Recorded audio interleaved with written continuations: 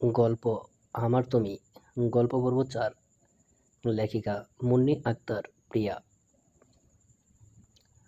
পরি পড়ে যাওয়ার রাস্তার বেশ কয়েকজন মানুষ এগিয়ে আসে।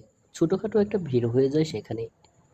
কয়েকজন রিকশাওয়ালাকে মারতে গেলে পরি একটু চেঁচিয়ে বলে, ওনাকে কেউ মারবেন না প্লিজ, তার কোনো দোষ নেই, আমি তার রিকশার সামনে চলে এসেছি। পরির এমন কাণ্ড দেখে আশেপাশের লোকজন অবাক হয়। কয়েকজন তো বলাবলি করেছে, নিজে বাঁচে না আবার রিকশাওয়ালাকে মারতে না কয়।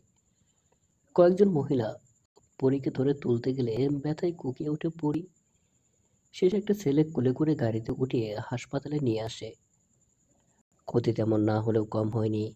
ডান হাতের কনুয়ে বেশ খানিক কেটে গিয়েছে। শাড়ির সাথে পেঁচিয়ে পড়ে যাওয়ায় হাঁটুতে ছিলে গেছে। পাও অনেকখানি কেটেছে। ডাক্তার হাত পা ভালো মতো ড্রেসিং করে ব্যান্ডেজ করে দিয়েছে। ওই ছেলেটাই সব খরচ মিটিয়ে পরীর কাছে আসে। কোথায় যাবেন আপনি? আপাতত এখন বাড়ি যাওয়া ছাড়া কোথায় যাব? আপনি তো একা যেতে পারবেন না, চলুন আমি দিয়ে আসি। কোনো উত্তর না দিয়ে চুপ করে আছে পরী। শাড়ির কুচি খুলে গিয়েছে। বাম হাত দিয়ে কুচিগুলো পেটের সাথে চেপে ধরে আছে। ছেলেটা হাত ধরে ওঠাতে গেলে পরী বাধা দেয়, না প্লিজ। কি হলো? না মানে ডাক্তারকে তো টাকা দিতে হবে। আমার পার্সে দেখুন টাকা আছে, বিল যা হয় দিয়ে আসুন। আমি এতটাও ইরেসপন্সিবল না, টাকা না দিয়ে কি আপনাকে নিয়ে আসতে যাচ্ছি নাকি? টাকা আমি দিয়ে এসেছি, আপনি কেন দিবেন? আচ্ছা টাকা যা হয়েছে আমার ব্যাগ থেকে নিয়ে নিন। আজ যদি আমার বোন বা কাছের কেউ অ্যাক্সিডেন্ট করতো, তাহলে নিশ্চয়ই তার থেকে আমি টাকা নিতাম না। So leave it. পরে কি করবে বুঝতে পারছে না। একদিকে শাড়ির কুচি, অন্যদিকে ছেলেটাকে কিছু বলতেও পারছে না। অবশেষে একজন নার্সকে ডেকে এনে কুচিগুলো ভালো মতো খুঁজে নেয়। পরীকে ধরে একটা গাড়িতে উঠিয়ে বাড়িতে পৌঁছে দেয়। ছাদ থেকে শিলা দেখছে পরীর হাতে আর পায়ে ব্যান্ডেজ। দৌড়ে গিয়ে ওর মাকে বলে কথাটা। সুলতান তখন খাচ্ছিল। শিলার কথা শুনে খাবার রেখে দ্রুত পরীর সামনে যায়। সাথে শিলা আর ওর মা। কোথায় গিয়েছিলি তুই? আর এসব হলো কিভাবে? পরীর মায়ের প্রশ্নের কোনো উত্তর দিচ্ছে না। চোখ দিয়ে অনবরত পানি পড়ছে। কিন্তু এই কষ্টটা অ্যাক্সিডেন্টের নয়, বরং সাদাপের। বাড়িতে কি করে জানাবে যে সাদাপার আমাকে ভালোবাসে না? শিলার মা ঘরে এসে বলে, পরীর কি হয়েছে ভাবি? এবার আর পরীর মা কান্না আটকে রাখতে পারলো না। হাউমাউ করে কান্না করে দিল। এতবার করে বলি যে সাবধানে চলবি রাস্তাঘাটে, তবু আমার কোনো কথা শোনে না। যদি আজকে বেশি কিছু হয়ে যেত। দুজনে কথা বলছিল।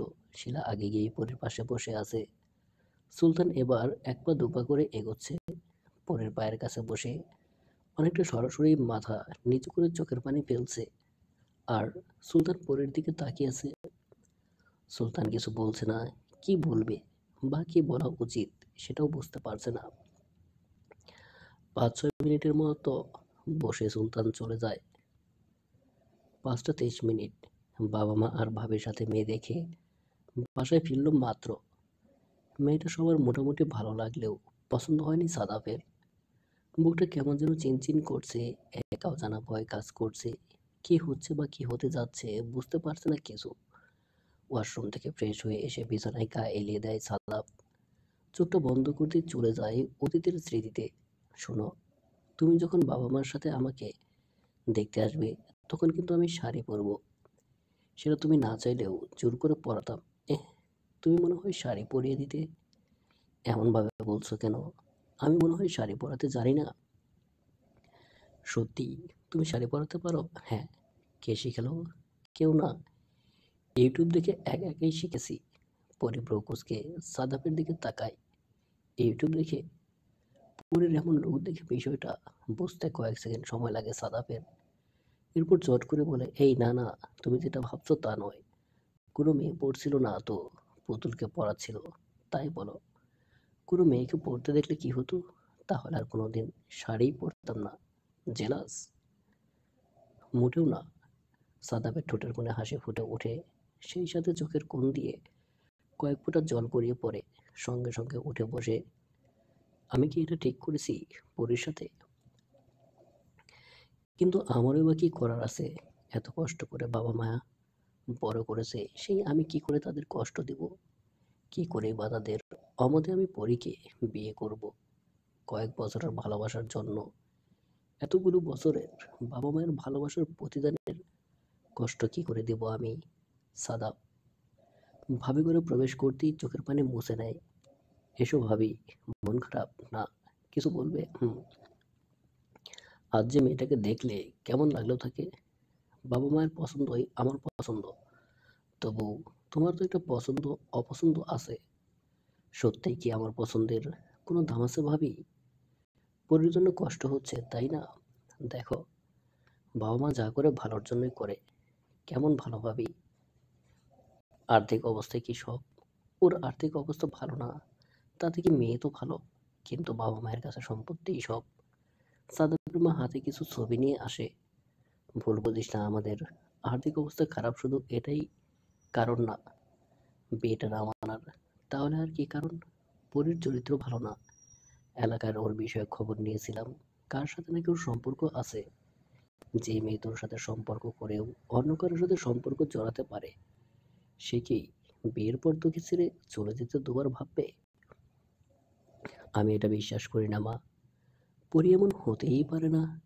তোর বিশ্বাস বরং তোর কাছেই থাক। তুই তো এখন ওর ভালোবাসায় অন্ধ হয়ে গিয়েছিস, তাই ওর ভালো ছাড়া খারাপ দিক তোর চোখে পড়ে না। তোর কাছে পরি বড় নাকি আমরা, বলতো? এতদিন ধরে ধরে তোমার সাথে লালন পালন করে বড় করেছো, সেখানে তোমরাই আমার কাছে তাহলে পরের ভূত মাথা থেকে নামা। আমরা মেয়ে দেখতেছি, যাকে তোর ভালো লাগবে তার সাথে তোর বিয়ে হবে। এই নে ধর, এখানে অনেকগুলো মেয়ের ছবি আছে। চলে যাওয়ার আগে সাদাবের মধ্যে হাত বুলিয়ে বলে, কোনো বাবা মা তার সন্তানের খারাপ চায় না বাবা। আমরাও চাই তুই সুখী হ, তবে ভালো কারোর সাথে। পরি অনেকবার চেষ্টা করেছে সাদাবের সাথে যোগাযোগ করার, কিন্তু সব মাধ্যম বন্ধ। ফোনটাও পর্যন্ত বন্ধ। ফেসবুকেও রওশনকে নক দিল পরি। রওশন ভাইয়া। হ্যাঁ পরি বলো, কেমন আছেন? আছি তো ভালোই, তোমার কি খবর? বেঁচে আছি। শুনলাম তুমি নাকি অ্যাক্সিডেন্ট করেছো। কে বলল? জান্নাত। ওহ, বেশ কিছু হয়েছে কি? না তেমন না। সাদাফের কি খবর? তোমাদের সম্পর্ক নষ্ট হলো কেন বলো তো? ওর জন্য মেয়ে দেখতেছে।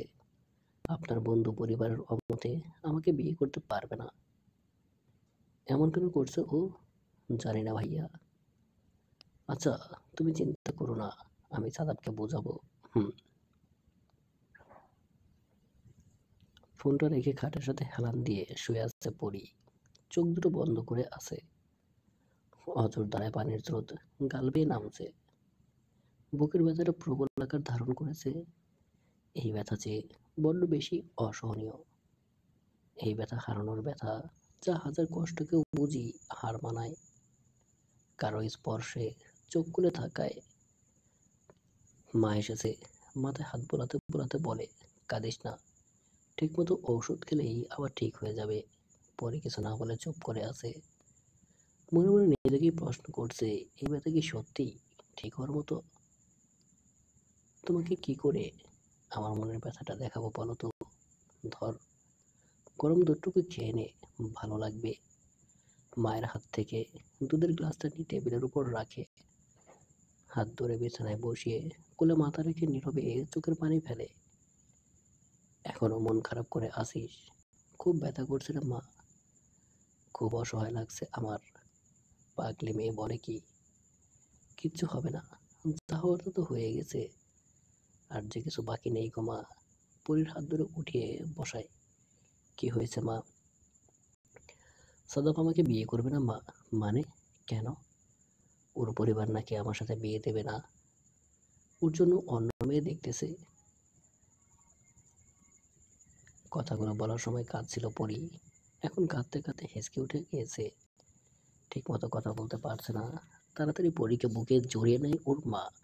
মা গো, আমি তো সাদাবকে সত্যিই অনেক ভালোবেসে ফেলেছি। কি করে থাকবো আমি ওকে ছাড়া? কি করে মেনে নেব অন্য মেয়েকে বিয়ে করবে? বলো না মা, বলো। সান্ত্বনা দেওয়ার মতো কোনো ভাষা খুঁজে পাচ্ছে না ওর মা। নিজে এখনো বিশ্বাস করতে পারছে না কি করে সাদাব পাল্টে যেতে পারে। পরি যে মানসিকভাবে খুব আঘাত পেয়েছে সেটা খুব ভালো করে বুঝতে পারছে। মেয়ের এমন কষ্টে নিজের বুকটা ফেটে যাচ্ছে। এত অভাব কষ্টের মধ্যে কখনো ছেলে মেয়েদের একটু কষ্ট পেতে দেয়নি। গালে হাত দিয়ে আবিষ্কার করলো, পানি পড়ছে তার চোখ থেকে। পরীকে কিছু বলতে পারেননি উনি, শুধু শক্ত করে বুকে চেপে ধরেছে, যার অর্থ বুঝিয়েছেন, কষ্ট পাস না মা, আমি আছি তোর পাশে, আমি রাখবো তোকে আগলে। পরীকে ঘুম পাড়িয়ে কপালে একটা চুমু খেয়ে নিজের রুমে চলে যায় উনি। দমটা কেমন জানি বন্ধ হয়ে আসছে। যেভাবে হোক পরীকে এই কষ্ট থেকে উদ্ধার করতে হবে। রাতে প্রচন্ড জ্বর আসে পরীর, মাথায় পানি দিয়ে দিচ্ছে আর চোখের পানি ফেলছে পরীর মা। পাশে পরীর খালামণি আর নানি বসে আছে, তাদের চোখেও পানিতে ছলছল করছে। কয়েকদিনের পরীর দিকে আর তাকানো যাচ্ছে না। বাড়ির ছোট সদস্য যখন কষ্টে থাকে তখন পুরো বাড়িটাই যেন কষ্টের সমুদ্রে পরিণত হয়। সকাল 10টা 5 মিনিট শিলা দৌড়ে পরীর রুমে আসে। দেখো আপু, আমরা তোমার জন্য কি নিয়ে এসেছি। পরী তখন শুয়েছিল, জ্বরে কাপড়ে যাওয়ার মতো অবস্থা। শিলা পরীকে ধরে বসায়। পরী দরজার দিকে তাকিয়ে দেখে সুলতান হাতে করে অনেকগুলো ফুচকা নিয়ে এসেছে। সুলতান এসে পরীর কপালে হাত দেয়। বিরক্ত হয় পরী। গায়ে তো দেখি এখনো অনেক জ্বর, ঠিকমতো ওষুধ খাচ্ছ? হুম। একটা খবর দেওয়ার ছিল। কি? সিলেটে ট্রান্সফার হয়ে যাচ্ছি কাল, তোমাকে অনেক মিস করব। পরী চুপ করে আছে। সাদা দেখতে আসেনি তোমাকে? এবার পরী সুলতানের দিকে তাকায়। সুলতানের চোখে মুখে জানার আগ্রহ। কথা বলতে খারাপ লাগছে। আচ্ছা ঠিক আছে, আমি তাহলে পরে আসবো, কেমন? তুমি ফুচকাগুলো খেও। সুলতান চলে যাওয়ার সময় পেছন থেকে পরী বলে, দাঁড়ান, কিছু বলবে? শিলা, তুমি ফুচকাগুলো নিয়ে মায়ের কাছে যাও, প্লেটে ঢেলে নিয়ে আসো। আমি যেতাম, কিন্তু আমার পায়ে তো ব্যথা, তাই তুমি যদি কিছু মনে করে যেতে। না না আপু, কোনো সমস্যা নেই, আমি যাচ্ছি। প্রত্যুত্তরে পরী একটু হাসলো। শিলা চলে যেতেই সুলতানের দিকে তাকিয়ে বলল, সাদাব এসেছিল নাকি আসেনি, সেটা কি সত্যি আপনার অজানা? আমি কি করে জানবো? সাদাব অন্য কাউকে বিয়ে করবে, এটা নিশ্চয়ই জানেন। না তো। এখন জানলাম। তাচ্ছিল্যের হাসি হাসে পড়ি। হাসলেন মিস্টার। আমি জানি এই সব কিছুর পেছনে কোনো না কোনোভাবে আপনার হাত আছে। তুমি সব কিছুতেই আমাকে কেন সন্দেহ করো বলো তো? এটা কি শুধু সন্দেহ, সত্যি নয়? কিভাবে সত্যি বলো? সাদাব অন্য কাউকে বিয়ে করবে, তার মানে তো আপনার পথ পরিষ্কার। আমার পথ পরিষ্কার মানে? সাদাব আমার জীবনে না থাকলে আমাকে বিয়ে করাটা তো আপনার জন্য সহজ হয়ে গেল। সহজ হয়ে গেল বলছি কেন? সহজ তো আপনি করে নিলেন। আমি তোমার কথা কিছুই বুঝতে পারছি না, তাই। আচ্ছা, আমাকে ভালোবাসেন? এসব বলে লাভ কি? তুমি তো আমায় ভালোবাসো না। আমি যা বলেছি তার উত্তর দিলে খুশি হব। হ্যাঁ, ভালোবাসি। তাহলে আমার মাথায় হাত দিয়ে বলেন তো, যা হয়েছে এর কিছুই আপনি জানেন না? সুলতান কিছু না বলে চলে যাওয়া ধরল। আমার কসম লাগে, এভাবে উত্তর না দিয়ে চলে যাবেন না। সুলতান থমকে দাঁড়ায়। পেছনে করে পরীর কাছে এসে বলে, অনেকটা কাছে। তুমি অনেক ব্রিলিয়ান্ট পরী। পরী চুপচাপ সুলতানের দিকে তাকিয়ে আছে। আমি তোমার মাথায় হাত রেখে মিথ্যে বলতে পারবো না, তাই এড়িয়ে চলে যাচ্ছিলাম। কিন্তু সেখানেও তুমি তোমায় কসম দিলে। কসম কাটা ভালো না, জানো না? আমার উত্তর? ভেবেছিলাম এঙ্গেজমেন্টের পর সব তোমায় বলবো, কিন্তু তার আগেই ঠিক ধরে ফেললে সত্যিটা। হ্যাঁ, এসবের পিছনে কিছুটা হাত আছে আমার। স্বভাবতই বিয়ের আগে দুই পরিবারের এলাকার মানুষজনদের কাছে খোঁজ খবর নেয়, মেয়ে বা ছেলেটা কেমন। ব্যাস, এই সুযোগটাই আমি কাজে লাগালাম। নিজের পরিচয় লুকিয়ে সাদাবের বাবা মাকে জানালাম তোমার সাথে আমার সম্পর্কের কথা। প্রমাণ হিসেবে আমার কয়েকজন বন্ধু বান্ধবীকে সাক্ষী বানালাম। সাদাবের এলাকার আমি খোঁজখবর নিয়ে শুনেছিলাম সাদাব খুব ভালো একটা আর ভীষণ মা ভক্ত। কাজেই এটা শিওর হয়ে গেলাম যে ওর পরিবার মেনে না নিলে সাদাবও তোমাকে বিয়ে করবে না। রাস্তাটা আমার পরিষ্কার হয়ে গেল। আমার মাকে দিয়ে তোমার মায়ের কাছে প্রস্তাব পাঠালাম, আমি তোমাকে বিয়ে করতে চাই। তোমার বাবা মাও সবকিছু বিবেচনা করে রাজি হয়ে গেল। তবে অবশ্যই বিয়ের কথাটা জানিয়েছিলাম তোমার সম্পর্ক নষ্ট হওয়ার পর। মেয়ের এমন কষ্ট কোনো মাই মেনে নিতে পারে না। বিয়ে দিলে হয়তো সব কষ্ট ভুলে যাবে, এই ভেবে বিনা বাক্যে রাজি হলো তোমার মা। তাছাড়া আমার ফ্যামিলি স্ট্যাটাস ভালো, আর্থিক অবস্থা ভালো। আমিও এখন আর গুন্ডা বাউন্ডারি নই, বরং একজন আর্মি। এমন সুপাত্রের হাত আদরের কন্যাকে কে আবার না তুলে দেবে বলো তো? প্রচণ্ড জ্বর থাকায় পরীর গায়ে শক্তি ছিল না এক ফোঁটাও। কিন্তু এসব কথা শোনার পর পরীর কান গরম হয়ে আসছিল। সুলতানকে একটা থাপ্পড় বসিয়ে দেয়। সুলতান হেসে ফেলে। তুমি মারলেও মনে হয় আমি তোমাকে, তোমার ভালোবাসা খুঁজে পাই। এটা তো এবার বিশ্বাস করো, তুমি আমার। আপনি যতই ছলচাতুরি করেন না কেন, কোনো লাভ হবে না। আমার ভালোবাসা এতটাও ঠুনকো না। আমার ভালোবাসা যদি সত্যি হয়ে থাকে তাহলে সাদাব নিশ্চয়ই ফিরে আসবে। ওর বাবা মা মানুক আর না মানুক, সেই সুযোগটাই আমি দেব না। রেডি থেকো এঙ্গেজমেন্টের জন্য। সুলতান চলে যায়। পরের চোখ দিয়ে টপ টপ করে পানি পড়ে। প্লিজ সাদাব, ফিরে এসো। আমি যে তুমি ছাড়া আর অন্য কারো হতে পারবো না। তাহলে তুমি কি করে পারবে অন্য কারো হতে? আমি জানি, শুধুমাত্র আমার তুমি। এখন মোটামুটি অনেকটাই সুস্থ। পড়ি বাসায় থেকে বোর হয়ে গিয়েছে, তাই ফ্যামিলি রাজি না হওয়া সত্ত্বেও কলেজে যায়। সুলতান ট্রান্সফার হয়ে সিলেটে চলে গিয়েছে।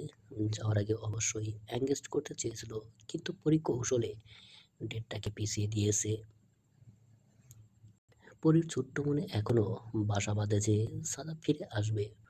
হুম, পরীর পরিবার বিয়েটা ঠিক করে এটা ভেবেছে হয়তো পরী সাদাবকে ভুলে যাবে আর সুলতানের সাথে সুখী হবে।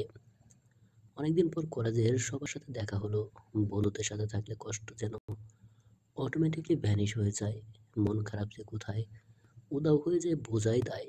সবার সাথে কুশল বিনিময় করে নিজের জায়গায় বসে পড়ে ব্যাগ থেকে ফোনটা বের করতেই বুকের ভিতর মোচড় দিয়ে ওঠে। কারণ ফোনের ওয়ালপেপারে সাদাবের ছবি। কলেজের ক্লাস চলাকালীন যে কত যে সাদাবের সাথে দুষ্টুমি করেছে তার কোনো হিসেব নেই। ক্লাস চলছে, ম্যাম ক্লাসে লেকচার দিচ্ছে, কিন্তু সেদিকে পরীর মনোযোগ নেই। অনেক করেছেও ব্যর্থ হয়। শেষে জানলা দিয়ে আকাশের দিকে তাকায়। পরীর সাথে সাথে যেন আকাশের মন ভারী আজ। চোখ দুটো কেমন যেন ঝাপসা হয়ে আসছে। মাথা নিচু করে চোখের পানি মুছে নেয়। ক্লাস শেষ হতেই ওয়াশরুমের কথা বলে ফাঁকা রুমে গিয়ে কাঁদতে থাকে পরী। ভেবেছিল কলেজে এসে কষ্টটা ভুলে থাকতে পারবে, কিন্তু পরী ভুল। সাদাবের স্মৃতি যে বড্ড বেশি পোড়াচ্ছে পরীকে। 3টা ক্লাস শেষ করে কলেজ থেকে বেরিয়ে পড়ে সিএনজিতে উঠতেই জান্নাতের সাথে দেখা হয়। পড়ি, তুই কেমন আছো? ভালো। তুই কলেজে আসিস কবে থেকে? আজও আসলাম। ভালো লাগতেছে না তাই বাসায় চলে যাচ্ছি। তোর চোখ মুখের এই অবস্থা কেন? ঠিক মতো খাস না নাকি? রাতে মনে হয় ঘুমাসও না। না তেমন কিছু না। তুই তো বাড়িতে চলে যাচ্ছিস, তার আগে চল রেস্টুরেন্টে যাই। না আপু, আমি যাবো না, তোমরা যাও। চুপ। কতদিন পর দেখা হলো, তোকে কিছু না খাইয়ে ছাড়ছি না। তোকে আজ ফুচকা, আইসক্রিম, চকলেট সব খাওয়াবো। আমি কিছুই খাবো না। আচ্ছা, আমরা খাবো। তুই তাকিয়ে দেখিস কেমন। জান্নাতের কথায় স্মিত হাসলো পরি। মন খারাপটাকে কিছুতেই জান্নাত আপুর কাছে প্রকাশ করা যাবে না। রেস্টুরেন্টে গিয়ে জান্নাতের হাজবেন্ড কফি ফুচকা অর্ডার দেয়। পরি চুপচাপ বসে আছে দেখে দুষ্টুমি করছে জান্নাতের বর। তাতে পরি শব্দ শব্দ করে না, হাসলেও মোটামুটি হাসতেছে। আর জান্নাত তো হেসে একদম কোটি কোটি অবস্থা। দূর থেকে কেউ একজন খুব করুণ দৃষ্টিতে তাকিয়ে আছে পরীর দিকে। বুকটা মোচড় দিয়ে উঠছে, কেমন যেন চিনচিন ব্যথা অনুভব হচ্ছে। সাদাব। দূর থেকেই সাদাব পরীকে দেখছে। জান্নাতের সাথে সাদাব দেখা করতে এসেছিল, কিন্তু জানতো না যে পরীও আসবে। পরীর সামনে যেতে ইচ্ছে করছে না, কিন্তু মনেও মানতে চাইছে না। কতদিন পর পরীকে দেখলো, তাই কাছ থেকে দেখা সাতটা আর থমিয়ে রাখতে পারলো না। সাদাব এসে জান্নাতের পাশের চেয়ারটাতে বসলো।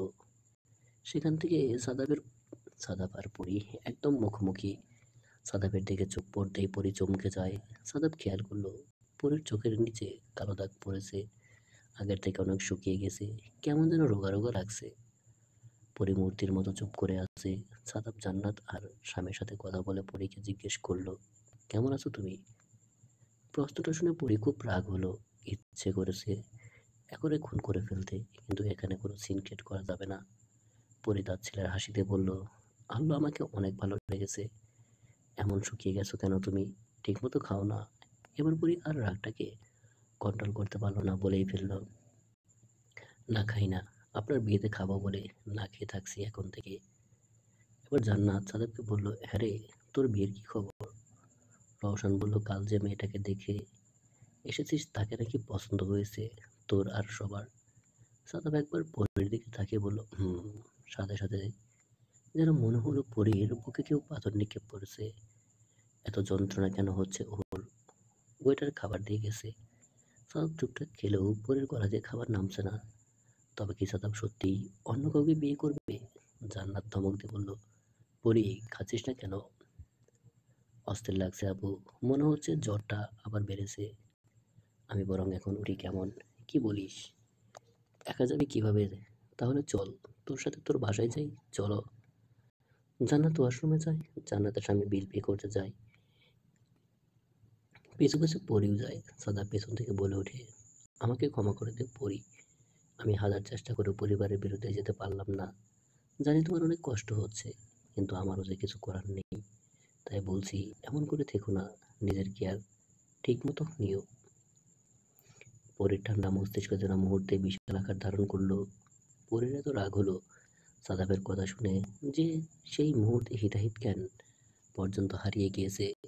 পরি ঘুরে গিয়ে সাদাবের শার্টের কলার ধরে দাঁড় করিয়েই কষে একটা থাপ্পড় দেয়।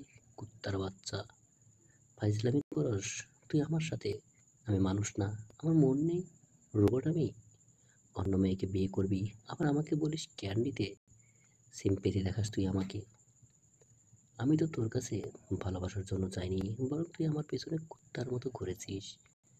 আমাকে স্বপ্ন দেখিয়ে সেই স্বপ্ন মাটিতে পিষিয়ে দিচ্ছিস। আমি তো বলেছিলাম যে তোর পরিবার যখন মানবে না তখন তুই পিছিয়ে যাবি। কিন্তু তুই কি বলেছিলি? পরিবার মানুক আর না মানুক তুই আমাকে বিয়ে করবি। তা কোথায় গেল এখন তোর ভালোবাসা? ইংল্যান্ড যাওয়ার আগে বললি কোর্ট ম্যারেজ করার কথা। তখন যদি কোর্ট ম্যারেজ করতাম, তাহলে এখন আমার অবস্থা কি হতো? তুই তো আমাকে অস্বীকার করতে দুবারও ভাবতি না। আসলে কথায় আছে না, আল্লাহ যা করে ভালোর জন্যই করে। আরেকটা জিনিস ভালো হয়েছে কি জানিস? সুলতান ভালোই করেছিল তোর পরিবারকে আমার নামে মিথ্যা কথা বলে। না হলে তো তোর এই চেহারা আমি দেখতেই পারতাম না। মা ভক্ত ছেলে তুই, এটা নিয়ে আমার কোনো সমস্যা ছিল না। বরং আমি অনেক খুশি হতাম যে তুই মাকে অনেক ভালোবাসিস। আপন করে নিয়েছিলাম তাদের। তারা হঠাৎ করেই অমত বিয়েতে কেন হলো সেটা জানার প্রয়োজন মনে করলি না? তুই এখন যে কাজটা করছিস সেটা তোর জায়গায় কোনো মেয়ে থাকলে করতো না। আজকে সুলতানকে আমার সাপোর্ট করতে ইচ্ছে করছে, কিন্তু ভাগ্য খারাপ হলে যা হয়। তোর মতো একটা জানোয়ারকে ভালোবাসি আমি। আর এই গবেষণা করলে হয়তো দেখা যাবে জানারও একটা মন আছে যেটা তোর নেই। তুই জানিস ভালোবাসা কি? বুঝিস তুই? বিয়ে করবি তাই না? কর। দোয়া করি সুখী হ। তোকে তো সুখী হতেই হবে, না হলে তো আমার পূর্বে। কারণ আমার ভালোবাসা সত্যি। তোর মতো অভিনয় ছিল না আমার ভালোবাসা। তবে খারাপ লাগে এটা ভেবে যে আমি তোকে এত বেশি ভালোবেসেছি। প্রতিটা রাত তোর কথা ভেবে বালিশ বেঁধেছি। প্রতিটা রাতে এই আশা নিয়ে ঘুমিয়েছি যে সকাল হলেই সব ঠিক হয়ে যাবে। কিন্তু দিন যায় রাত আসে, আমার আশার আলো নিভতে থাকে। তোকে বলে থাকা আমার জন্য অনেক কষ্টকর, কারণ আমি যে বড্ড ভালোবাসি রে। শেষের কথাগুলো বলার সময় পুত্রের গলাটা ধরে আসছিল, চোখ থেকে পানি গড়িয়ে পড়ছিল। আর হ্যাঁ, আমার আর সুলতানের বিয়েটাও খেয়ে যাস কেমন? তোর জন্য স্পেশাল খাবারের আয়োজন করব। অবশ্যই সাথে বউকে নিয়ে আসিস। কথাগুলো পড়ি আর অপেক্ষা করলো না, বেরিয়ে গেল রেস্টুরেন্ট থেকে। রেস্টুরেন্টে থাকা কিছু কাপল চোখ ছলছল করছে। জান্নাত এতদিন ওদের সম্পর্কের কথা জানতো না, আজ জেনে নিজের কানকে যেন বিশ্বাস করতে পারছিল না। গুটি গুটি পায়ে সাদাফের দিকে এগিয়ে এসে বলে, ওই মেয়েটাকে কি কষ্ট না দিলে পারতি না? ওর সম্পর্কে সব জেনেও কেন করলি এমন ওর সাথে? ওর ভালোবাসা জয় করে এভাবে ওকে ছেড়ে ফেলে দিলি। তুই নিজেও জানিস না তুই কি হারাতে বসেছিস। পস্তাবি তুই একদিন। সময় গেলে সাধন হয় না। সিদ্ধান্ত এখন তোর। তুই কি করবি? জান্নাত ওর স্বামীকে নিয়ে রেস্টুরেন্ট থেকে বেরিয়ে গেল। সাদাব চেয়ারে বসে পড়ল।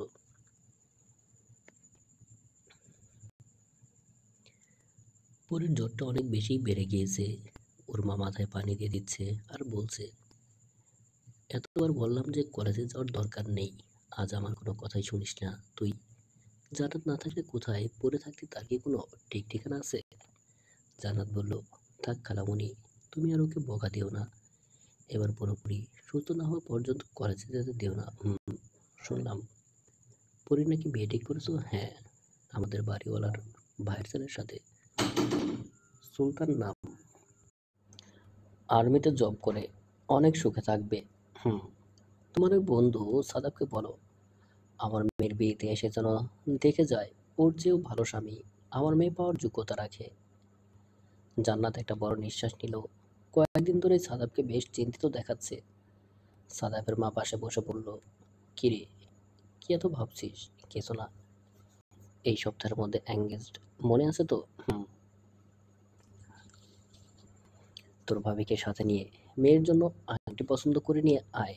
সাদাব কয়েক মুহূর্ত চুপ করে রইল, বসা থেকে উঠে দাঁড়ালো, মায়ের দিকে তাকিয়ে শান্ত ভঙ্গিতে বলল, আমি বিয়ে করব না মা।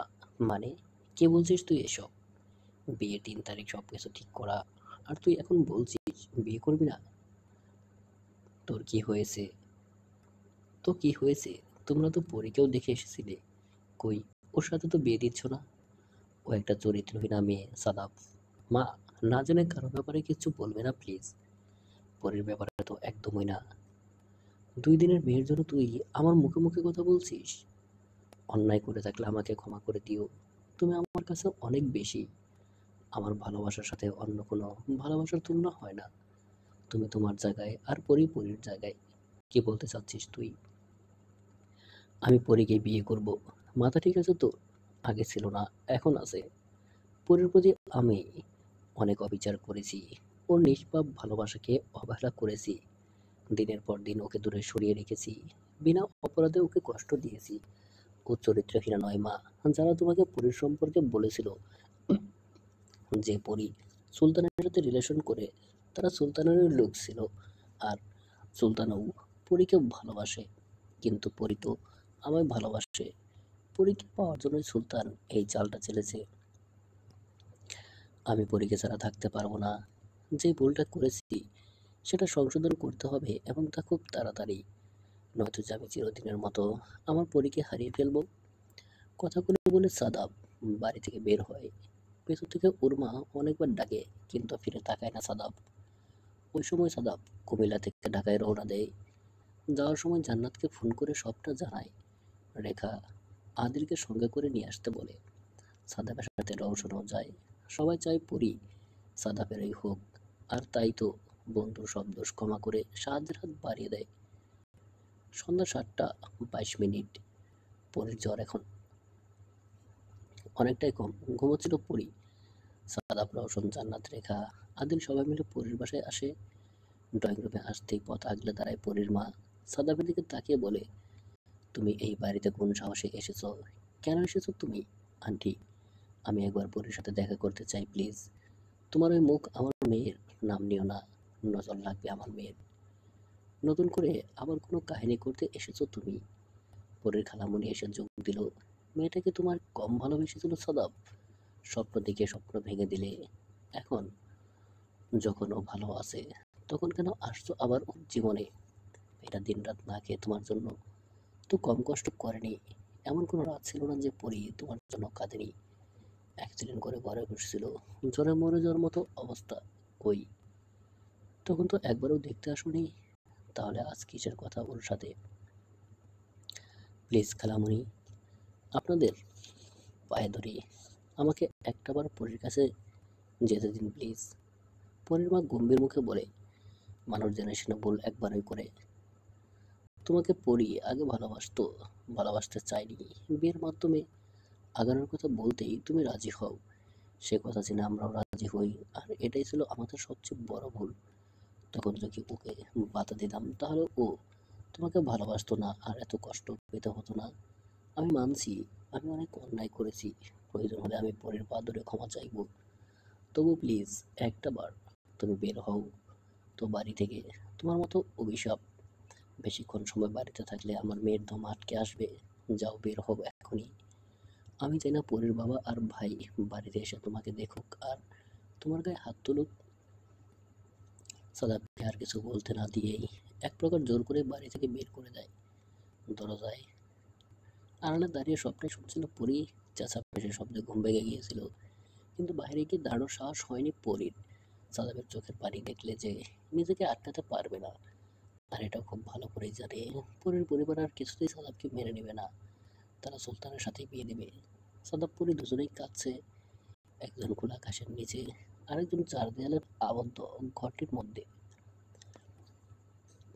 21 দিন পর পরী এখন পুরোপুরি সুস্থ, তাই কলেজে যাওয়ার অনুমতি পেয়ে যায়। পরীর বাবার সাথে করে নিয়ে যায় কলেজে। কলেজ ছুটির পর একাই আসছিল পরী। কিছুটা দূরে দেখতে পায় সাদাবকে। যে কেউ এই অবস্থায় দেখলে বলবে পার্বতীকে হারিয়ে দেবদাস সেজেছে। আচ্ছা, সেই পার্বতীটা কি আমি? যদি হই তবে কিন্তু আমাকে দেখে বোঝার উপায় নেই আমি সেই পার্বতী। কষ্টগুলো জমে পাথর হয়ে গেছে খুব সহজেই এখন, আর চোখের পানি আসে না। পরীকে দেখে দৌড়ে আসে সাদাব। পরী জানে সাদাব এখন পরীকে জড়িয়ে ধরবে। সাদাব করতেও যাচ্ছিল, তাই হাত দিয়ে সাদাবকে থামিয়ে বলল, এটা পাবলিক প্লেস মিস্টার।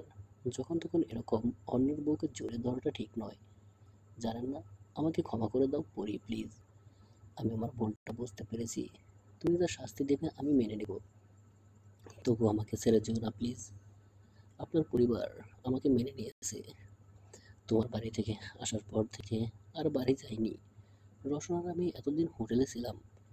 একবার বিয়ে করে ফেললে সবাই ঠিক মেনে নেবে, আর যদি না নাই, না নিলে নাই। আমার বাড়ি আছে, টাকা আছে, তুমি আমার বাড়িতে থাকবে, আমার টাকায় খাবে। কেউ না মানলেও আমাদের কোনো সমস্যা নেই, আমার আছে। প্লিজ পুরি, আমাকে ফিরিয়ে দিও না। আপনি তখন আপনার বাবা মাকে কষ্ট দিতে পারবেন না বলে আমাকে হার্ট করেছেন, আজ ঠিকই একই কাজ আমিও করব। সাদা পরীর হাত ধরে বলল, না পরি, আমি জানি তুমি এমন কিছু করবে না। তুমি তো আমায় ভালোবাসো। বিয়ে হয়ে গেলে আমাদের দুই পরিবারে মেনে নেবে, প্লিজ পরি। সিম্পল লাল একটা শাড়ি পরে কাজে অফিসে এসেছে পরি, সাথে সাদাব, রওশন, জান্নাত, রেখা আর আদিল। সাদাবকে পরি ফিরিয়ে দিতে পারেনি, কারণ পরির ভালোবাসা ঠুনকো ছিল না। যেই পরি নামাজ পড়ে প্রতিটা মোনাজাতে কান্না করে সাদাবকে চাইতো, তার পক্ষে সাদাবকে ফিরিয়ে দেওয়া খুব কঠিন। পরি এটাও জানে যে বাড়িতে এখন কিছুতেই সাদাবকে কেউ মেনে নেবে না।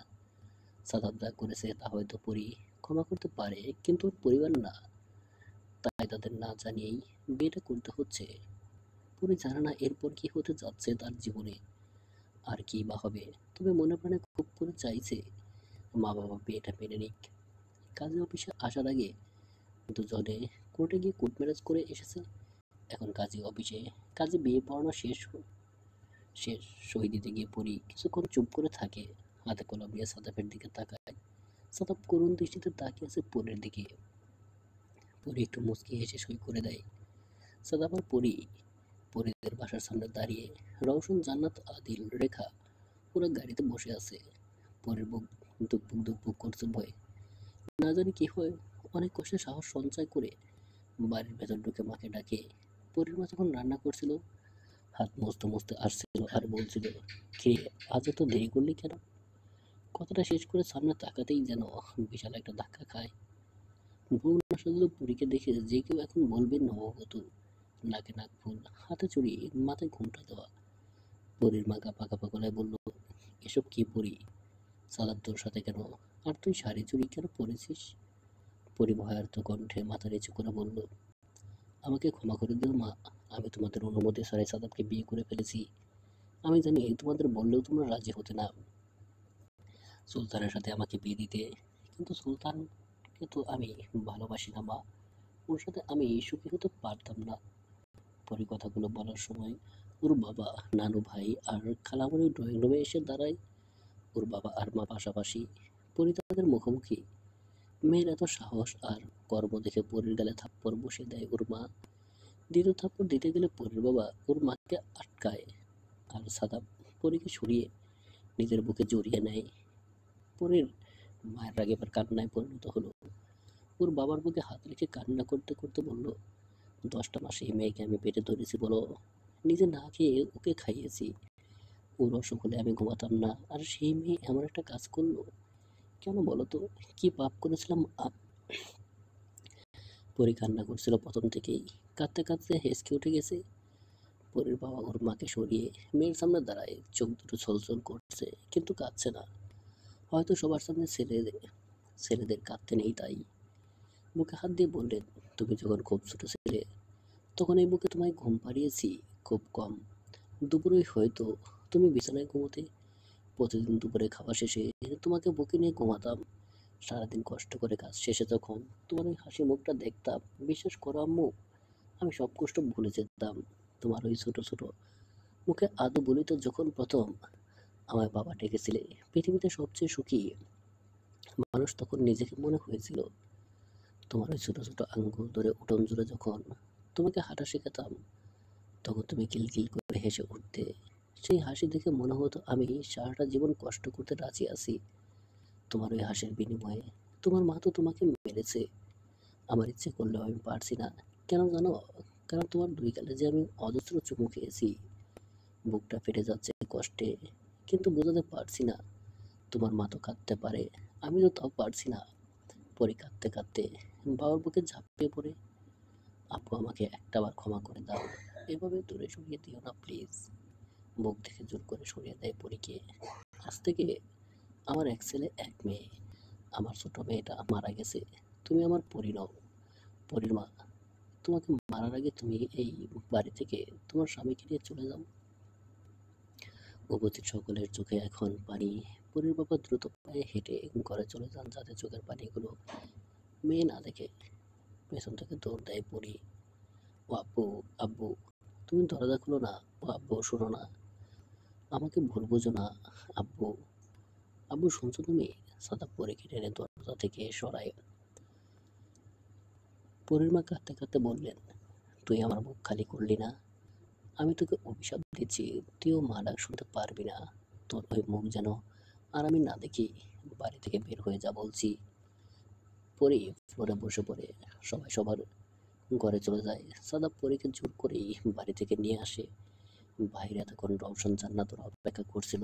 পরির অবস্থা দেখে বুঝতে বাকি রইল না যে ভেতরে কি হয়েছে। পরি কাঁদতে কাঁদতে সাদাপের বুকে ঢলে পড়ে। জান্নাত উঁচুতে বলে, পরির কি হলো? সেন্সলেস হয়ে গিয়েছে মেবি। তাড়াতাড়ি আমাদের বাড়ি নিয়ে চল। না, না মানে? পরীকে নিয়ে সরাসরি আমাদের বাসাতে উঠবো এখন? অনেক দেরি হয়ে যাবে, যেতে হোক। রওশন, তুই গাড়ি ঘোড়া, আমরা এখন কুমিল্লাতেই যাব। আর জান্নাত, তুই পরের বড় আপুর সাথে পারলে একটু যোগাযোগ করিস। আর হ্যাঁ, তোরা সবাই সময় বের করে কালই আমাদের বাসায় আসিস প্লিজ। পরের এই মুহূর্তে আমি একা মেন্টালি সাপোর্ট দিতে পারবো না। তোরা থাকলে ইজি হবে ওকে সুস্থ করা, মানসিক চাপ থেকে বের করা। আচ্ছা ঠিক আছে, সাবধানে যাস। গাড়িতে বসে আছে সাদাপার পরি, রওশন আর ড্রাইভার সামনের সিটে বসা। পরীকে বুকে শক্ত করে আগলে জড়িয়ে ধরে আছে সাদাফ।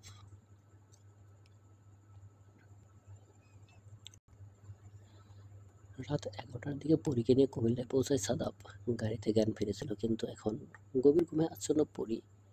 পরীকে কোলে নিয়ে বাড়িতে ঢুকে দরজায় নক করে সাদাফের ভাবি এসে দরজা খুলে দেয়।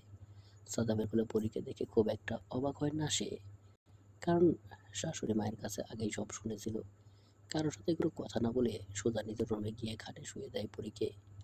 শাড়িটা চেঞ্জ করার দরকার পরীর। আলমারি থেকে একটা নাইটি বের করলো সাদাফ। ইংল্যান্ড থেকে আসার সময় পরীর জন্য এনেছিল, বিয়ের পর পরাবো বলে। কিন্তু মাঝখানে ঘটে গেল কত অঘটন। সাদাফ ড্রয়িং রুমে গিয়ে ভাবির উদ্দেশ্যে বলল, ভাবি, বিছানায় দেখবে একটা নাইট ড্রেস আছে, পরের শাড়িটা চেঞ্জ করে নাইটিটা পরিয়ে দাও। তোমরা বিয়ে করনি? করেছি, তাহলে তো তুমি চেঞ্জ করাতে পারো। না ভাবি, পরি সন্দেহে না থাকা অবস্থায় প্রথমে এমনটা আমার কাছে ঠিক মনে হচ্ছে না। আচ্ছা ঠিক আছে, তুমি বসো, আমি চেঞ্জ করিয়ে আসি। সাদাফ সোফায় বসলো।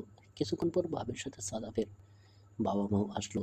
সাদাফের মা বলল, তুই তাহলে শেষ পর্যন্ত পরীকে বিয়ে করলি? হুম। আর এটা নিয়ে এখন বা পরে কোনো কথা শোনাবে না প্লিজ মা। মেয়েটা আমার জন্য নিজের বাবা মায়ের কাছে পর হয়েছে, অপমানিত হয়েছে। আমি চাই না আমার জন্য পরি আমার বাড়িতে কারো কাছে ছোট হোক বা অপমানিত হোক। বড় বৌমা, ওকে খেতে দাও।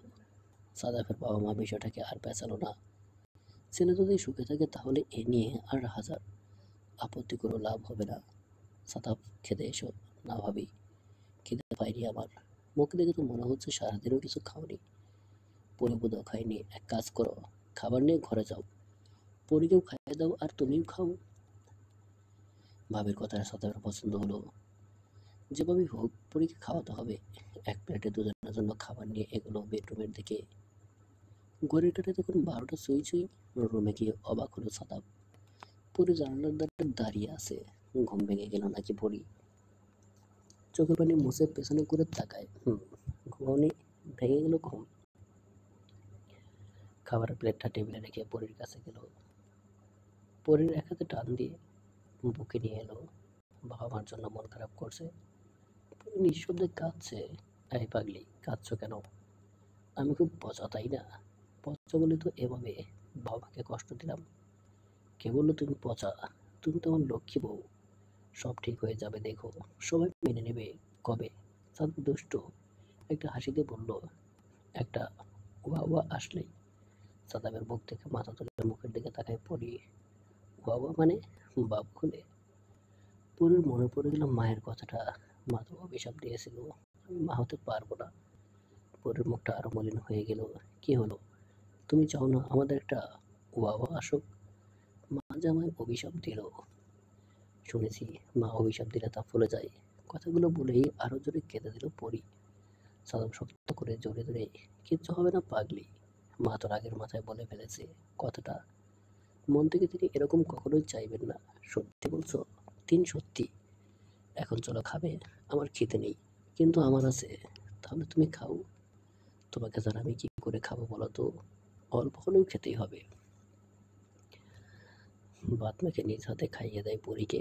সাদাবের বুকে মাথা রেখে শুয়ে আছে পরী। বাবা মার কথা অনেক বেশি মনে পড়ছে। সাদা পরীর চুলে বিলি কেটে দিচ্ছে। শুনছো? পরীর উত্তর বলে, হ্যাঁ বউ। তোমার বাবা মা কিছু বলেনি? কি বলবে? তাদের না জানিয়ে যে বিয়ে করলে? না। তবে তোমার কাছে আমার একটা রিকোয়েস্ট করি। মা বাবা যদি কখনো তোমাকে কিছু বলে, তাহলে তাদের সাথে কখনো খারাপ ব্যবহার করো না প্লিজ। প্রয়োজনে আমি বাড়িতে আসার পর রুমে এসে আমাকে মেরো, বকো, আমি কিচ্ছু মনে করবো না। তবু তাদের কিছু বলো না। আমাকে কি তোমার বাজে বউ মনে হয়? সেই কথা কখন বললাম? তুমি তো এটাই বোঝালে। একদম না। আমি বাড়ির লক্ষ্মী বউ হয়ে দেখিয়ে দিব। তুমি তো আমার লক্ষ্মী বউ। ভালোবাসি। আমিও ভালোবাসি বউটা। পরের দিন সকাল 10টা। পরীর মা পরের ঘরে এসে জামা কাপড়গুলো হাতাচ্ছিলেন। পরীর একটা ওড়না থেকে ঘ্রাণ শুকছিলেন আর চোখের পানি ফেলছিলেন। পরীর খালামণির রুমে ঢুকে দেখছিল দৃশ্যটা। সে নিজেও কান্না করে দিল। কি করছো আপা? পরীর মা তড়ি ঘড়ি করে চোখের পানি মুছে নিলেন। কাপড়গুলো গোছাচ্ছিলাম। খালামণি পাশে এসে বসে বলল, আমার কাছে লুকিয়ে কি হবে রে আপা? তোমার কষ্টটা আমি বুঝতে পারছি। পরীর মা কান্না করে বলল, তুই বুঝলে কি হবে? সে তো বুঝলো না। আমাদের কথা একবারও ভাবলো না। যে ছেলে এত কষ্ট দিল, তাকে কেন বিয়ে করতে হলো ওর? সুলতান কি সাদাপের যে কম ভালো ছিল? কি জবাব দেবো আমি তাদের? পরি না হয় একটা ভুল করে ফেলেছে, কিন্তু এই কথাটা ভাবো যে পরি যদি সাদাপের সাথে সুখী হতে চায়, তাহলে হোক না। এভাবে আমি মানতে পারছি না রে। প্রতিদিন সকালে ওকে টেনে ঘুম থেকে উঠাতে হতো। আজ সকালে এসে আমি পরীকে পেলাম না। আমার বুকটা ফেটে যাচ্ছে। কখনো গায়ে হাত তুলিনি, কালকে থাপ্পড়ও দিয়েছি এই হাত দিয়ে। একটা জিনিস তোমার উচিত হয়নি আপা। পরীর মা কিছু বললেন না, কেঁদেই যাচ্ছেন। ওইভাবে অভিশাপ না দিলেও পারতে। তোর কি মনে হয় কথাটা আমি মন থেকে বলেছি? রাগের মাথায় বলে ফেলেছি।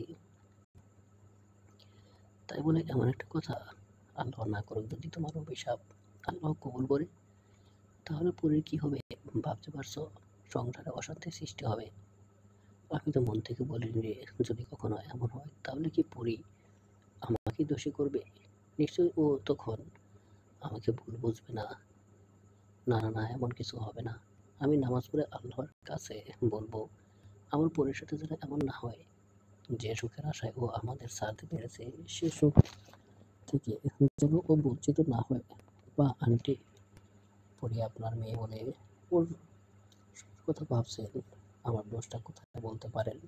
চোখের পানি মুছে পরির মা ও খালামণি উঠে দাঁড়ালো। সুলতান, তুমি কেন আন্টি? আমাকে বুঝি আশা করেননি? সবটা গোপন রাখতে চেয়েছেন? আমরা এসবের কিছুই জানতাম না। যখন জানলেন তখন কিছু করলেন না কেন? কি করতাম তখন? ওরা বিয়ে করে এসেছিল। So what? ডিভোর্স বলতেও কিন্তু একটা শব্দ আছে। মাথা ঠিক আছে তোমার? না আন্টি, না। আমি পাগল হয়ে গেছি, পাগল। কেন পরি এমন করলো?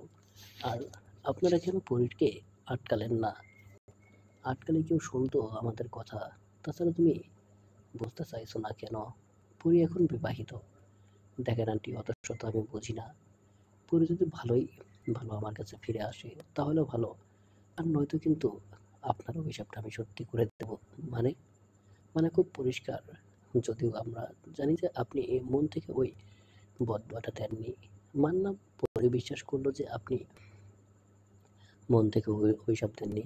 কিন্তু সত্যি যদি ওর বাচ্চা মারা যায় তখন তখন কিন্তু ওই অবস্থায় পড়ি আপনাকে দোষী মনে করবে। তোমার কি মাথা ঠিক আছে সুলতান? এমন কিছু হবে না। হবে আন্টি, হবে। পরি ফিরে না আসলেই হবে। পরি আমার কাছে না ফিরলে সাদা ফেরার পরির সংসার আমিই ভাঙবো, এবং সেই মাধ্যমটা হবে বাচ্চা। প্রতিটা মেয়েই তো চায় মা হতে। পরি নিশ্চয়ের ব্যতিক্রম না। সি, তোমার মানসিকতা এত নিচু? ভালোবাসলেই যে তাকে পেতে হবে এমন কোনো কথা আছে? আছে। পরির জন্য আমি গুন্ডা থেকে ভালো হয়েছি শুধু ওকে পাবো বলে, আর ওই অন্য কারো হয়ে যাবে? এটা তো হতে পারে না। তাই বলছি, পরীকে তাড়াতাড়ি ফিরিয়ে এনে আমার হাতে তুলে দিন। সুলতান চলে গেল। পরীর মায়ের মনে অজানা এক ভয় কাজ করছে। মেয়ের কোনো ক্ষতি হোক, এটা কোনো মাই চায় না। পরীর খালামণি বলল, আপা, এটা কোন সুলতানকে দেখলাম আমরা? ওর হাতে আমরা মেয়ে তুলে দিতে চেয়েছিলাম। ভালোই হয়েছে ও সাদাবকে বিয়ে করেছে। বুঝতেছি না কিছু, মাথা কাজ করছে না। সুলতানের সাথে কথা চলাকালীন সময়ে অনেকবার ফোন দেয় পরীর মায়ের কাছে, কিন্তু তখন ফোনটা ছিল ওর মায়ের বেডরুমে। পরীর মনটা খারাপ হয়ে যায়।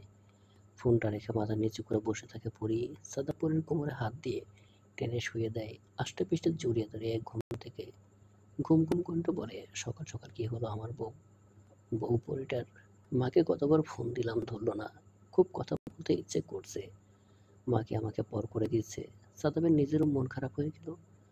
ঘুম ঘুম ভাবটা কেটে গেল। কোনো না কোনোভাবে সাদাব নিজেকে দোষী মনে করে। আগে যদি বাবা মার জন্য পরীকে অবহেলা না করতো তাহলে নিশ্চয় আজ পরীকে ওর বাবা মা থেকে আলাদা হতে হতো না। তবে সাদাব বিশ্বাস করে যে সবাই ঠিক মেনে নেবে। 2 দিন আগের পরে এই যা পার্থক্য আর কি। কিন্তু এই মুহূর্তে পরীকে এই চিন্তা থেকে দূরে সরাতে হবে। সাদাব পরীকে একটু কাছে এনে বলল, চলো তাড়াতাড়ি ওয়াও নিয়ে ফেলি। দেখবে বাবুর দিকে তাকিয়ে সবাই আমাদের মাফ করে দেবে। কথাগুলো বলেই পরীর ঘাড়ে মুখ ঢোকালো সাদাব। সঙ্গে সঙ্গে পরী খিলখিল করে হেসে উঠল। হাসতে হাসতে বলল, জানো, আমাকে আমার শ্বশুরই লাগে। সকালে সোফায় বসে টিভি দেখছিল পরী। তার আগে অবশ্য রুমেই ছিল। সাদাবের ভাবি রুম থেকে ডেকে বলল, সাদাব তো ঘুমোচ্ছে, তুমি একা রুমে কি করবে শুনি? আমি তরকারি কাটি, তুমি আমার পাশে বসে টিভি দেখো।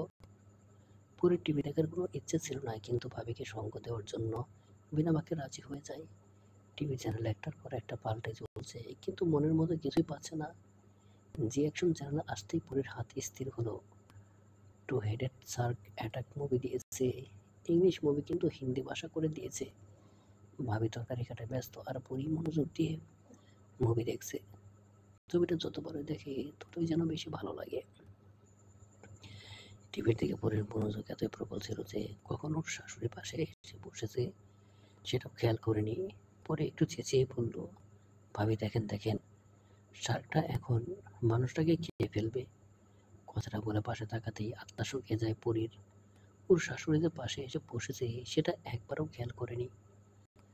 মাথায় ঘুমটা টেনে কাঁচুমাচু হয়ে বসলো। তুমি তো দেখছি পুরাই বাচ্চা। এমন বাচ্চা মেয়ের প্রেমে পড়েছে সাদাব। পরী কিছুটা ইতস্তত তাকালো শাশুড়ির দিকে, আর নিজের মনে পড়ল পরীর এক গাদা কথা শোনার জন্য রেডি হয়ে যা। মাথা নিচু করে বসে আছে পরী। সকালে খেয়েছো তুমি? পরী তোমার মাথা এদিক ওদিক করে বোঝালো, খায়নি। এত বেলা হয়ে গেছে এখনো খাওনি? বড় ছেলের বউ আশাকে বললেন, তোমার কি আক্কেল জ্ঞান নাই বৌমা? এখন ওকে খেতে দাওনি? আমার কোনো দোষ নেই মা। আমি ওকে অনেকবার জোর করেছি, ও খাবে না। সে এখন কেন? আপনার ছোট ছেলে উঠলে তার সাথে নাকি খাবে? ও কখন না কখন ঘুম থেকে উঠে, তার কোনো ঠিক আছে নাকি? পরীর দিকে তাকিয়ে বলল, টেবিলের উপর খাবার আছে, এখন নিয়ে আসো যাও। আপনি এখন খাননি আন্টি? তিনি একটু বিস্মিত হয়ে ভ্রু কুঁচকে তাকিয়ে বলল, আন্টি? আমি তোমার আন্টি হই? না মানে কি? আচ্ছা, সাদাব কি তোমাকে এটা বলছে যে আমি ওর খালা হই? এ মা, সি সি সি, না, এসব কিছু তো বলেনি। তাহলে তুমি আন্টি ডাকলে কেন? আসলে অভ্যাস নাই তো আন্টি। না মানে মা। তিনি একটু মুচকি হাসলেন, বললেন, যাও, খাবার নিয়ে এসে এখানে বসে খাও। সাদা বারবার করে বলে দিয়েছে, মা যা বলবে সব শোনার চেষ্টা করবে। তাই পরে বিনা বাক্যে রাজি হয়ে যায়। খাবার প্লেট হাতে ড্রয়িং রুমে এসে আবার আগের জায়গায় বসলো। শাশুড়ির দৃষ্টি টিভির দিকে। তিনি পরীর দিকে তাকিয়ে বললেন, পরী, ছি ছি, টিভিতে কি ছেড়েছো এগুলা? কি সব জামা কাপড় পরেছে? পরী তখন মাত্র এক লোকমা ভাত মুখে দিয়েছিল। শাশুড়ির কথা শুনে সাথে সাথে বিষম খেলো। ভাবে তাড়াতাড়ি করে পানি দিল। পরী মনে মনে একবার ভাবলো, কি এমন খারাপ ছিল? উপস, শিট, ইংলিশ মুভি হবে তাদের কাছে এসব, ওসব কোনো ম্যাটার করে না। কিন্তু বাংলাদেশে এটা অনেক বড় কিছু। তার মধ্যে তারা আগের যুগের মানুষ। পরে যখন মুভিটা দেখে তখন সার্কের কথার মাথায় ঘুরপাক খায়। পোশাক আশাক এসব কিছু মাথায় ঢোকে না। এত কিছুর মধ্যে পরীর মায়ের মনে পড়ে যায়। একবার বোনরা মিলে মুভিটা দেখছিল। সময়টা ছিল সন্ধ্যার পর। মা, খালামণি, নানু, হুড়মুড়ি ড্রয়িং রুমে এসে বলে তারা নাটক দেখবে। মানে খুবই সিরিয়াল ভক্ত তারা। তখন আপু আর পরি বলল, ছবিটা আর 20-30 মিনিটের মধ্যে শেষ হবে। তখন তোমরা সিরিয়াল দেখো, তাদের প্রিয় নাটক শুরু হতে দেরি আছে বিদায়। তারা কোনো জোরাজুরি করে না। ছবি দেখার এক পর্যায়ে নানি বলে, আল্লাহ, ভাইয়াগুলা জামা পরে নাই নাকি? নানির সাথে মা আর খালাও যোগ হয়ে বলল, এগুলো ছবি দেখো তোরা, ওদেরকে বেশি কাপড় কেনার টাকা ছিল না। পরি হাসবে না কাঁদবে বুঝতে পারছিল না। দাঁত কটমাটিয়ে বলল, তোমাদের পায়ে ধরি, পোশাকের কথা বাদ দিয়ে ছবিটা দেখো, ভাল লাগবে। পরের কথা ঠিকই হলো। যখন এক করে মানুষ কাঁদছিল তখন নানি, মা আর খালার জানার উত্তেজনা যেন আরো বেড়ে যাচ্ছিল। ওদের এই অবস্থা থেকে পরি তখন মুচকে মুচকে হাসলো। কথাগুলো মনে পড়তেই চোখের কোণে পানি পড়ে উঠল। শাশুড়ির আলতো ধাক্কায় পরির অতীতের স্মৃতি ফিরে এলো। দেখো পরি, মাছটা কিভাবে মানুষগুলো খেয়ে ফেলছে। মা, চ্যানেলটা পাল্টে দেবো? না না না, দেখছো না কি হচ্ছে? আমি দেখবো, তুমি খাও। আশা, ভাবি আর পরি দুজনে একটু হাসলো। আর পরি অস্ফুট সুরে বলল, মায়েরা বুঝি এমনই হয়। খাওয়া দাওয়া শেষ করে টেবিল গোছাচ্ছিল পরি, তখন শাশুড়ি গিয়ে বলল, দুপুরের খাবারটা তুমি রান্না করো তো দেখি। রান্না করার কথা শুনে পরির হাত পা ঠান্ডা হয়ে গেল। বেশ বেশি বলল, আমার রান্না খেতে পারবেন তো? কি বললে? কি কি রান্না করব? বিরিয়ানি রান্না করো, আর সাদাবের জন্য মুরগির মাংস রান্না করো। জানোই তো মনে হয় সাদাবের প্রিয় খাবার এগুলো। মা, ভুনা খিচুড়ি আর মরিচ ভর্তা তো তার প্রিয়। হ্যাঁ, এত কিছু আজ রান্না করতে হবে না, তুমি শুধু বিরিয়ানি আর মুরগির মাংস রান্না করো। আশাভাবী বলল, আজ কি তবে আমার রান্না করতে হবে না? না। তাহলে আমি পরীকে সাহায্য করি রান্না করতে? একদম না, পরী একাই সব করবে। কি পরী পারবে তো? পরী মুখ জোর করে হাসির রেখা টেনে বলল, হ্যাঁ মা, এ আর এমন কি। যাও তাহলে শুরু করে দাও। আর আশা, তুমি আমার সাথে ঘরে আসো, মাথায় তেল দিয়ে দাও তো একটু। আচ্ছা মা। সাদা ঘুম থেকে উঠে নাস্তা করতে আসে অদ্ভুত। ড্রয়িং রুমে কেউ নেই। সাদা বড় ভাইয়ের রুমে গিয়ে দেখলো ভাইয়ের মেয়ে ড্রয়িং করছে। আম্মু, তোমার মা আর চাচি কোথায়? নানুর ঘরে মনে হয়। সাদাবকে নাস্তা করে নিল। অনেকক্ষণ পরে পরীকে দেখে না, মনটা কেমন জানি করছে। তাই একবার মায়ের রুমে ডেকে বাবা এগোয় পরীকে দেখার জন্য। মায়ের রুমে গিয়ে দেখে ভাবি মায়ের মাথায় তেল দিয়ে দিচ্ছে। সাদাবকে দেখে ভাবি বলল, ঘুম ভাঙলো তাহলে? খেয়েছো? হ্যাঁ। তোমরা সবাই খেয়েছো অনেক আগেই। কথা শেষ সাদাব চুপচাপ দাঁড়িয়ে আছে। পরীর কথা কিভাবে জিজ্ঞেস করবে বুঝতে পারছে না। তার মধ্যে আবার মায়ের সামনে কি না কি ভাববে। সাদাপের মাথা কোন চোখ বন্ধ করেছিল, চুলে বিলি কাটলে আরামে চোখে ঘুম আসে। তিনি চোখ খুলে সাদাবকে দাঁড়িয়ে থাকতে দেখে বললেন, কিছু বলবি? না মানে পরীক্ষা তো কোথাও দেখছি না, ও তো রান্না করছে। ভাবলেশীনভাবে সাদাপ উত্তর দিল। প্রথমে ও, পরক্ষণে মায়ের বলা কথাটা মস্তিষ্কে টনটন করে বেজে উঠল। পরি রান্না করছে? ও গড, কিরে, কিছু দরকার নাকি তোর? না মা। সাদাব তো পায়ে রান্না করে এলো। পরীকে দেখে সাদাবের ইচ্ছে হচ্ছে হেসে লুটিয়ে পড়তে, কিন্তু বেশি দূরে হাসাহাসি করলো না। মার ভাবে চলে আসতে পারে ভেবে মুখে হাত দিয়ে হাসছে। পরি মুড়ে গালে হাত দিয়ে বসে আছে সামনে চেয়ারের উপর, ফোনে ইউটিউব অন করা, একপাশে খাতা আর কলম। সাদা হাসতে হাসতে পরের কাছে গিয়ে পরের মতো ফ্লোরে বসলো। সাদাবকে সাদাবকে হাসতে দেখে পরি রেগে বলল, মিসকা শয়তানের মতো এভাবে হাসতেছেন কেন? আস্তে আস্তে, মা শুনলে এক্ষুনি চলে আসবে। পরি কণ্ঠস্বর নিচু করে ফিসফিস করে বলছে, তুমি আমাকে ডিস্টার্ব করো না তো, আমি বিরিয়ানি রান্না করা শিখছি। পরের এভাবে কথা বলা শুনে সাদাবের যেন আরো বেশি হাসি পাচ্ছে। পরি সেদিকে ভ্রুক্ষেপ না করে ইউটিউবে দেখে চোখে স্থির করলো। সাদাব হাসি থামিয়ে খাতা কলম এক পাশে রেখে ফোনের ডাটা অফ করে দিল। কি হলো এটা? দেখছো না একটা গুরুত্বপূর্ণ কাজ করছি আমি? আপনার এভাবে রান্না শিখতে হবে? আগামী 2 বছরেও আপনার শেখা রান্না আমাদের খেতে হবে না ম্যাম। এভাবে কেন বলছো? সাদাব আর কিছু না বলে পরের হাত ধরে দাঁড় করায়, এরপর পেছন থেকে পরীকে জড়িয়ে ধরে চুলা অন করে দেয়। কি করছো এটা? তুমি কি রান্না করে রোমান্স করবে নাকি? সব জায়গায় করব। দেখো আমি কিন্তু সিরিয়াস মোডে আছি। মা রান্না করতে বলেছে, আমাকে রান্না করতে হবে, সেজন্যই তো আমি কিচেনে আসলাম। কি কি রান্না করতে বলেছে? বিরিয়ানি আর মুরগির মাংস। বাহ, আচ্ছা আজ বিরিয়ানি আর মুরগির মাংস রান্না শেখাবো। আজই প্রথম আর আজই শেষ, এটা কিন্তু আর শেখাবো না, আচ্ছা? সাদাব পরীকে পেছন থেকে জড়িয়ে ধরে হাত ধরে রান্না শেখাচ্ছে। কোনটার পর কোনটা মশলা, কতটুকু পরিমাণ, সব পরে মুচকে মুচকে হাসছে আর মনে মনে বলছে, সত্যি তুমি অনেক ভালো সাদাব, আর আমি লাকি বলেই তোমাকে পেয়েছি। সব কিছু ভালো মতো খেয়াল করেছো বউটা। হুম, আমার না একটা ইচ্ছে ছিল, জানো কি ইচ্ছে? বিয়ের পর শাশুড়ির কাছে রান্না শেখার। এজন্য কখনো বাড়িতে রান্না শেখার আগ্রহ হয়নি, কিন্তু এটা তো হবে না শোনা। আমার মায়ের বয়স হয়েছে, তাই সে রান্না করে এই গরমে রান্না করুক, এটা আমি চাই না। এতে আমার কোনো আফসোস নেই গো। তখন তো আর একটা, এটা জানতাম না বা ভাবতাম না যে আমার কপালে এত ভালো একটা স্বামী জুটবে। বউটা আমার। এই তুমি বিরিয়ানিতে লবণ দিয়েছো? সাদাবের উত্তরের অপেক্ষা না করে সাথে সাথে বিরিয়ানির মধ্যে লবণ দিয়ে দিল। কি করলে এটা? লবণ দিয়েছিলাম তো। না দাওনি তুমি? আমার মনে আছে আমি দিয়েছিলাম। না কচু। খাবার সব রান্না শেষে টেবিলে খাবার সাজাচ্ছে পরি, আর সাদাব গোসলে গিয়েছে। খাবার সব ঠিক মতো সাজিয়ে রুমে যায়। সাদাবের গোসল শেষ হলে পরি হালকা আকাশি আর সাদার কম্বিনেশন একটা 3 পিস নিয়ে ওয়াশরুমে যায়। গোসল শেষে ছাদে ভেজা কাপড়গুলো শুকাতে দিয়ে বারান্দায় গিয়ে চুল ঝাড়ে।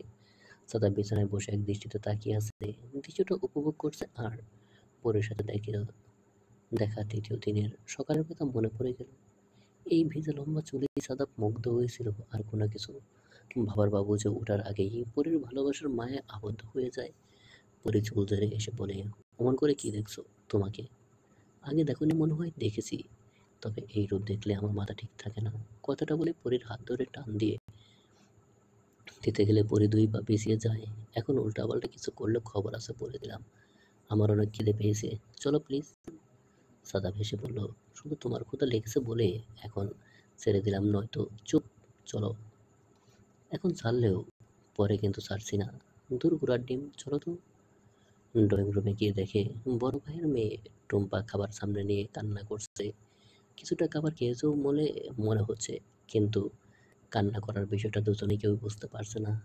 আশাভাবী এসে বলল, রান্না শেষে খাবার একটু মুখে দিয়ে দেখোনি যে সব ঠিকঠাক আছে নাকি? পরির আত্মা এবার শুকিয়ে যায়, না জানি মা কি বলে। তবে কি সাদাবের কথা সত্যি ও আগে লবণ দিয়েছিল? উল্টো তখন আমি খেয়াল করিনি। পরি, তুই আজ শেষ, চলবে। প্রিয় দর্শক, গল্পটা কেমন লাগলো তা কমেন্ট করে জানাবেন। গল্পটি ভালো লাগলে চ্যানেলটি সাবস্ক্রাইব করে সাথে থাকবেন। ধন্যবাদ সকলকে, ভালো থাকবেন, সুস্থ থাকবেন, আল্লাহ হাফেজ।